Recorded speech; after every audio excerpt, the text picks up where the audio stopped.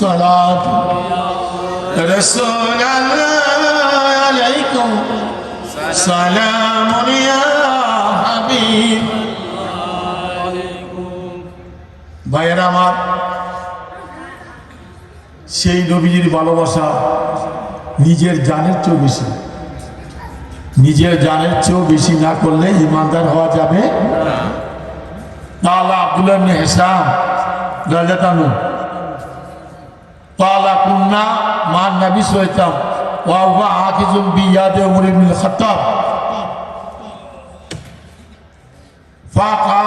ফাকালা উমর ইয়া রাসূলুল্লাহ লা আনতা আবু ইলাইয়া মিন কুল্লি শাইইন ইল্লা বিনাফসি। ফাকালা নবী সাল্লাল্লাহু আলাইহি ওয়াসাল্লাম ইয়া উমর ওয়াল্লাযী নাফসি বিয়াদি হাত্তা কুনা হাব্বা ইলাইয়া ইলাইকা মিন নাফসিকা। ফাকালা লাহু উমর ফাইন্নাহু আলানা ওয়াল্লাহি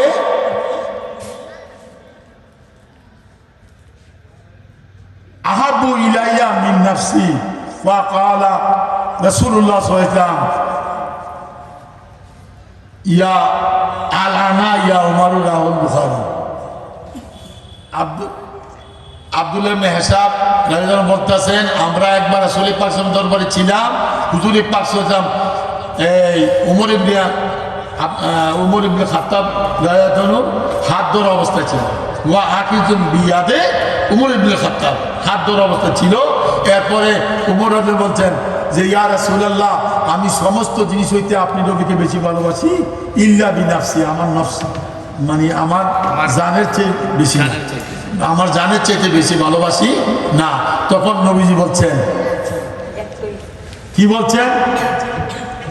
ওয়াল্লাযী নাফসি বিয়াদিহি, ওই সত্তার কসম যার কুদরতি এই হাতের মধ্যে আমার জীবন, তুমি কখনো ইমানদার হইতে পারবে না কিন্তু না যতক্ষণ পর্যন্ত আমি নবী তোমার নিজের জানের চেয়ে বেশি প্রিয় না হইব। এতে অর্থ দেখুন না, সুবহানাল্লাহ।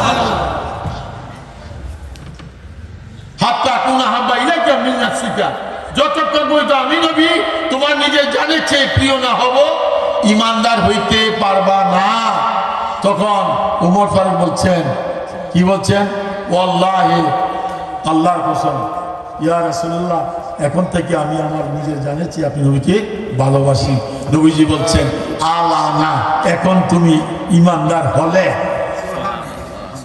ইয়া উমর আলানা ইয়া উমর রাওয়াহুল বুখারী। তাহলে বোঝা গেল নবীজিকে ভালোবাসতে হবে নিজের জানের চেয়ে। কি আছে? আরে নিজের জানের চেয়ে নবীজিকে ভালোবাসতে হবে। নবীজিকে ভালোবাসার নাম হইল কি? ঈমান। আসহাবে কাহাফ 7 জন ওলিকে একটা কুকুরে ভালোবাসা, যদি এই কুকুরটার নাম কোরআন শরীফে উল্লেখ আছে, কিতমির, কাফ তোয়া মিম ইয়ারা, ঠিক না? এই কিতমির কুকুরটা আল্লাহ ডিক্লেয়ার দিয়ে দিয়েছে বেহেশতি, কোনা সুবহানাল্লাহ, একমাত্র আসহাবে কাহাফকে ভালোবাসার কারণে। আর এটা ভাড়া দিতে আছে কিয়ামত পর্যন্ত, এই গর্তের মধ্যে শুইয়া রয়েছে সামনের দিকে তার দুটা ট্যাং দিয়া, বুঝছেন? পাহারা দিতেছে আর ভেড়া ঘুমাইতেছে।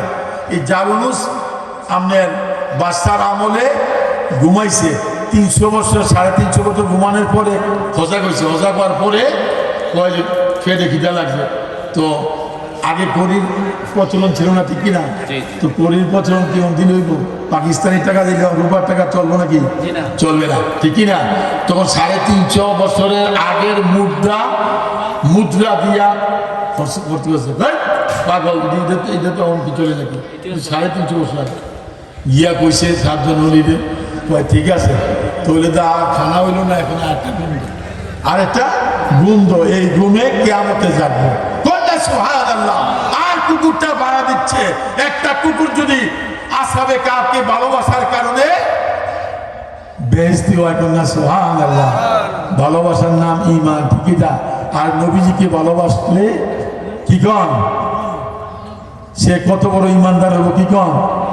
তাকে কি কবরের মধ্যে আযাব হইতে পারে? আরে পারে কিনা? অবশ্যই না, ঠিক কিনা? তো তখন নবীজিকে নিজের জানের চেয়ে ভালোবাসতে হবে, ঠিক কিনা ভাইরা আমার? উস্তুনে হান্নানা হুজুরে পাক সাল্লাল্লাহু আলাইহি ওয়াসাল্লাম এইটা হেলান দিয়া কি করছেন, খুতবা পাঠ করছেন। যখন মসজিদে নববী আপনার এই মিম্বারের যখন নাকি সংস্কার হয়ে গেল, তখন এইটা রাখছেন। রাখার পর এইটা উস্তুনে হান্নানা আজ হিজরি রাসূল নালাই মিকুনাচ্ছু আর বা বিকুল, এটা মানে জ্ঞানীরা যেভাবে কাঁদতে, এটা ফুয়াইভাবে কাঁদতে দিল, মানে মোড়া কাঁদ, এই খেজুর গাছের মোড়া ডাইলা কাঁদতেছে। তখন নবী জিজ্ঞাসা করে, হে উস্তুনে হান্নানা, তুমি কাঁদছো কেন? ইয়া রাসূলুল্লাহ, ইয়া হাবিবাল্লাহ, অনেক বছর পর্যন্ত আপনি আমাকে হেলান দিয়া খুতবা পাঠ করছেন, আমার খুব ভালো লাগছে, এখন যে আমাকে ফালাই দিয়েছেন এই জন্য আমি কাঁদছি। ওই তুমি কি চাও? আপনাকে চাই, আপনার সাথে থাকতাম। কন্যা সুবহানাল্লাহ। তো যাও, উস্তুনে হান্নানা বেহেশতে কি নাকি? মোরা কাষ্ট হয়ে যদি ব্যবস্থা হয় ইমানের কারণে, ঠিক না, মহব্বতের কারণে। আলা লা ইমান আল্লাহ ইমান লা মুহাব্বত আল্লাহ, আলা লা ইমান আল্লাহ ইমান লা মুহাব্বত আল্লাহ। যার মধ্যে প্রেম নাই তার মধ্যে ইমান নাই, ঠিক না?